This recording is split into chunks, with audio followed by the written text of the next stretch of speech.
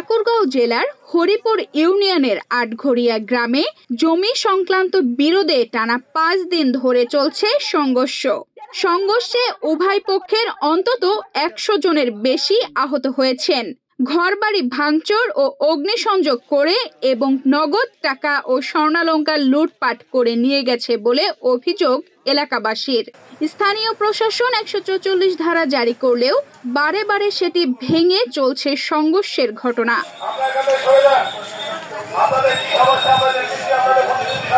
উপজেলার আটঘরিয়া গ্রামের ১ একর ১ বিঘা জমি বসত ভিটাকে কেন্দ্র করে দীর্ঘদিন ধরে দুই স্থানীয় গ্রুপের মধ্যে বিরোধ চলছিল। তার সূত্র ধরে ইয়াসিন গ্রুপের সাথে মাতুব্বর গ্রুপের এই বিরোধ শুরু হয় গত শুক্রবার সকাল থেকে, যা দফায় দফায় চলমান রয়েছে ৫ দিন ধরেই, যা বর্তমানে রূপ নিয়েছে ভয়াবহতার। পরিস্থিতি নিয়ন্ত্রণে প্রশাসন বারে বারে ১৪৪ ধারা জারি করলেও মানছে না কেউ, যার ফলে আতঙ্ক বিরাজ করছে পুরো এলাকা জুড়ে।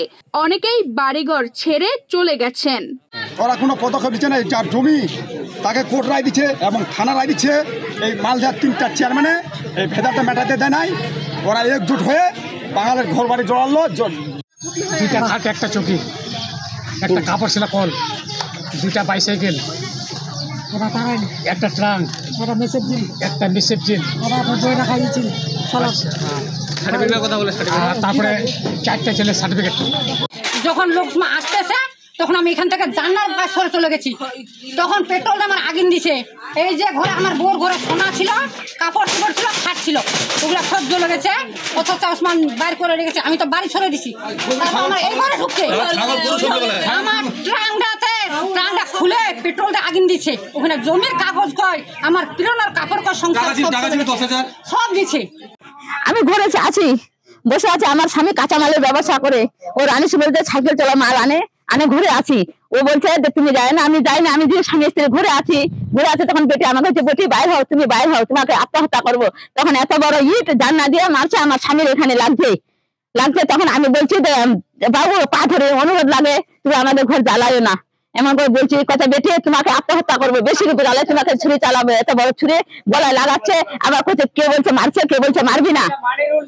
মানিরুল সব কবির চেয়ারম্যান সব, ও বলছে মারো বেটাকে, হামলা করো, বাঙালির কোনো কিছু রাখবো না।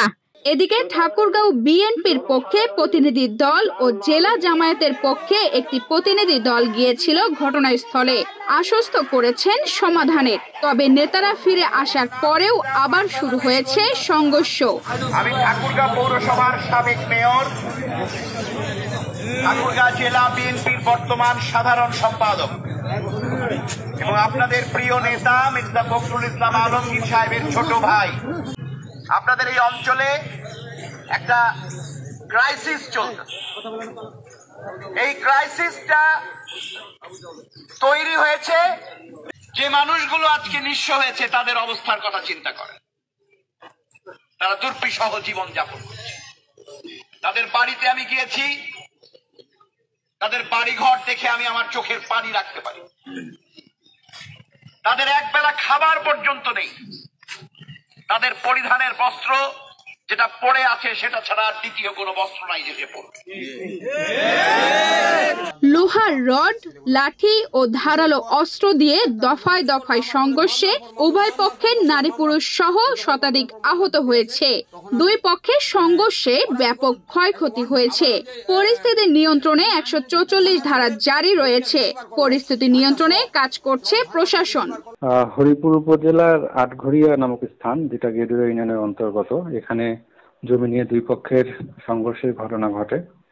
পাল্টা হামলা, কিছু বাড়িতে আগুন দেওয়ার ঘটনা ঘটে, কয়েকজন আহত হয়।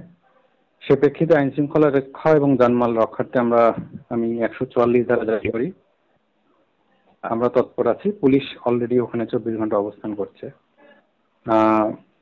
আজকে বা গতকাল কোনো অপ্রীতিকর ঘটনা ঘটেনি। এখন পরিস্থিতি স্বাভাবিক রয়েছে। সংঘর্ষ চলাকালে উভয় পক্ষের ২৬টি ঘরবাড়ি অগ্নিসংযোগের ঘটনায় ৪০টি ঘর পুড়ে গেছে। খবর পেয়ে হরিপুর ও রানী শঙ্করের ফায়ার সার্ভিসের দুটি ইউনিট ঘটনাস্থলে গিয়ে আগুন নিয়ন্ত্রণে আনে। আপনাদেরকে তো বোঝাতে হবে, মানুষ ভুল করতে পারে, সেই ভুলটা একটু সংশোধন করে দিয়ে তাকে কাউন্সেলিং করে বুঝায়, ভাই এটা ঠিক না, এটা অন্যায়, এটা করা ঠিক। আপনারা কি দেশটাকে অস্থিতিশীল করতে চান? এই যে আজকে আপনার এলাকায় দেখেন ব্যবসায়ীরা কোনো ব্যবসা করতে পারতেছে না, সমস্ত দোকানপাট বন্ধ হয়ে আছে, তারা ব্যবসা নষ্ট করতেছে, মানুষের অর্থনৈতিক ক্ষতি হচ্ছে। তো এগুলো আপনার কেন হচ্ছে? গুটি কয়েক মানুষের উস্কানির কারণে আমরা এটা কেন নেব? কোথায় গেদুরাতে আপনার একটা দুর্ঘটনা ঘটছে, সেটার যথাযথ বিচার হবেই। আইন শৃঙ্খলা কর্তৃপক্ষের লোকজন আছেন, তারা ব্যবস্থা নিচ্ছেন, তারা ব্যবস্থা নিবেন। সাথে সাথে তো হবে না। আপনি কি চান যে সাথে সাথে ধরে নিয়ে যায় ফাঁসি দেওয়ার নিয়ে নেবেন? হবে না, এটা বিচার প্রক্রিয়া, দেশের তো একটা নিয়ম আছে। তানজিদা রহমান, ইনায়া, বাংলাদেশ প্রতিদিন।